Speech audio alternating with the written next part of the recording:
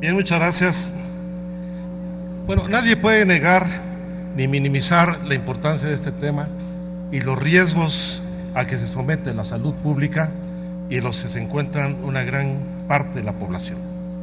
Todos los datos demuestran cómo la contaminación atmosférica tiene graves impactos en la salud. Se estima que a nivel mundial cada año mueren 7 millones de personas derivadas de la contaminación atmosférica. Aquí lo ha señalado ya el diputado Pinto Flores sobre los costos sociales en materia de salud pública que implica nuestro país y cómo estas muertes se asocian pues desde la bronquitis, el asma y la hipertensión arterial hasta el infarto cardíaco o el infarto cerebral. Ahora bien, el tema que nos ocupa no es privativo de la zona metropolitana del Valle de México. Es un problema que se presenta en todas las concentraciones metropolitanas del país. ¿Cuál es el problema? Que no se mide la contaminación.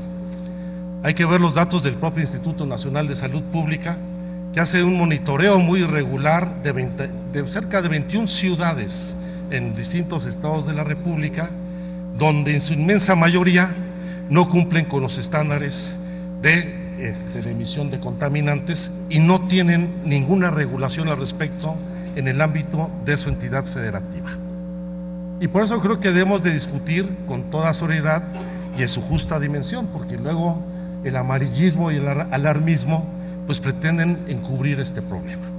Yo he escuchado frases como, por ejemplo, de que estamos ante la peor contingencia ambiental que haya conocido la zona metropolitana del Valle de México, lo cual afortunadamente no es cierto, porque tuvimos la más grave en materia de ozono en 1992, cuando alcanzamos los 400 puntos IMECA de ozono, o en 1998 la primera contingencia en partículas suspendidas, quizá hubo antes pero nunca se reportaron, cuando alcanzamos los 280 puntos IMECA en partículas menores a 10 micrómetros.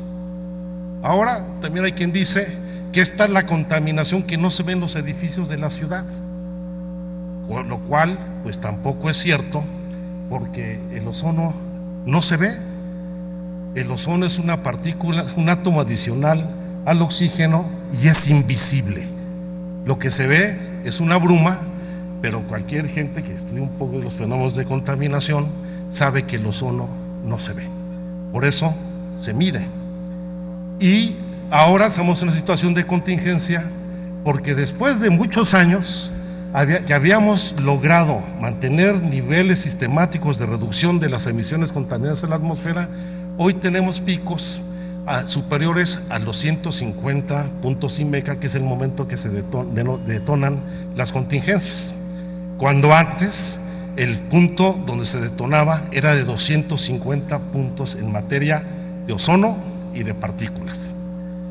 Sin embargo, pues habría que entonces preguntarnos ¿por qué después de haber tenido una caída sistemática muy importante en la contaminación, hoy tenemos algunos repuntes? Y creo que las respuestas son muy puntuales.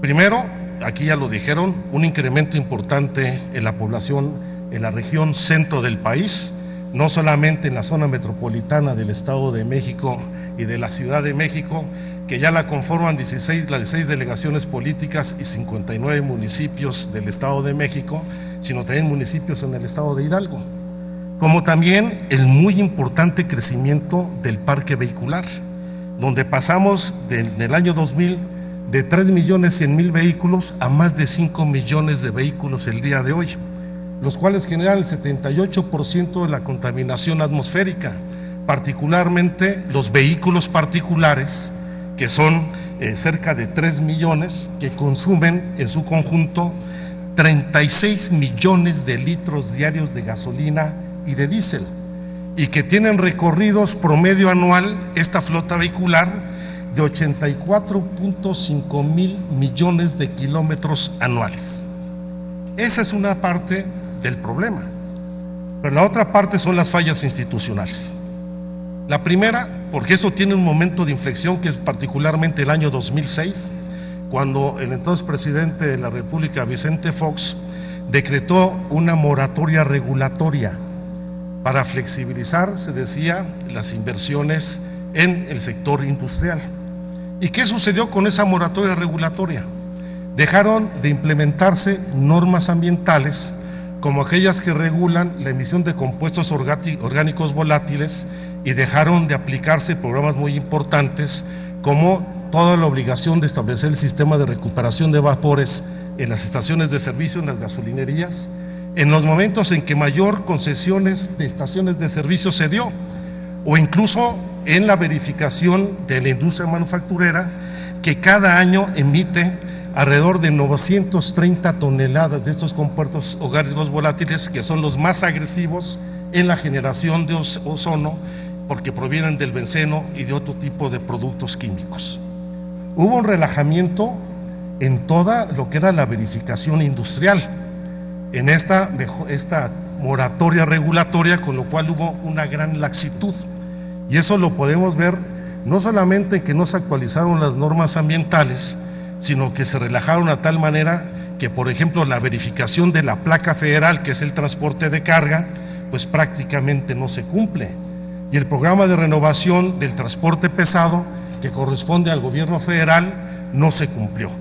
Y hoy la mayor parte del parque vehicular del transporte de carga tiene más de 20 años de antigüedad, y no solamente cumplió su vida útil, sino que es altamente contaminante.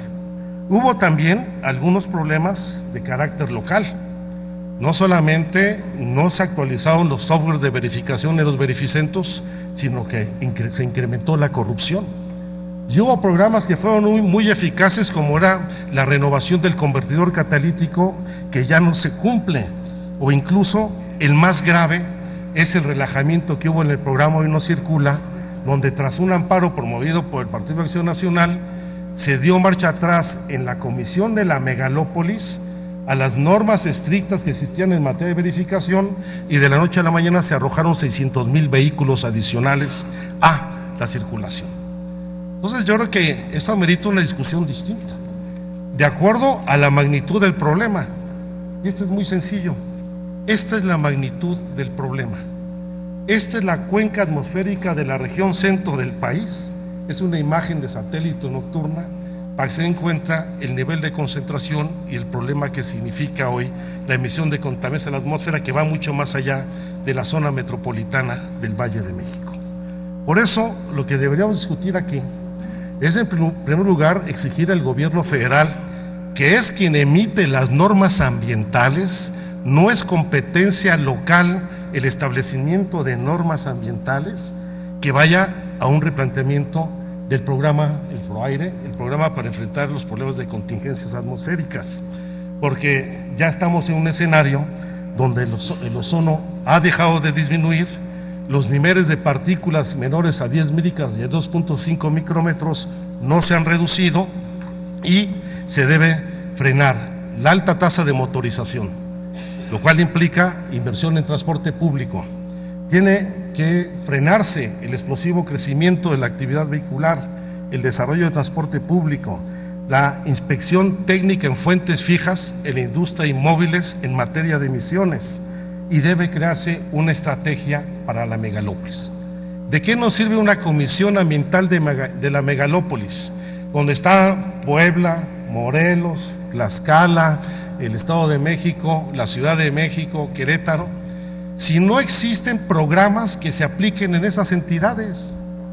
Si el programa de verificación en Morelos no cumple con las mismas normas que están para el Distrito Federal y el Estado de México, ¿para qué queremos ahora sí que aplicar la contingencia en los carros de mi compadre? Porque ahí sí la aprueban los gobernadores de otros estados, que se hace en el Estado de México y el Distrito Federal, sin asumir ninguna responsabilidad al respecto.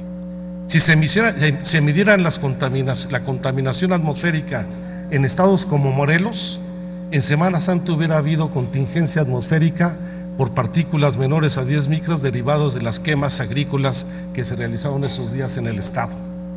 Y no solo ahí, en Mexicali, si se midiera, habría contingencia atmosférica por la presencia de agroquímicos en la atmósfera. Y así les podría poner muchos ejemplos en otras ciudades. Yo creo que es el momento de hacer un replanteamiento en serio, desde actualizar la red de monitoreo atmosférica, todo lo que son las disposiciones y normas ambientales, y fundamentalmente dos aspectos. Ya es hora de que aquí impulsemos una ley de aire limpio, Y en segundo lugar, exijamos al Ejecutivo Federal, y en este caso también a la Comisión de la Megalópolis, una estrategia nacional de calidad del aire que permita no solamente actualizar el ProAire para la zona metropolitana, sino hacer una política nacional para enfrentar los problemas de contaminación atmosférica.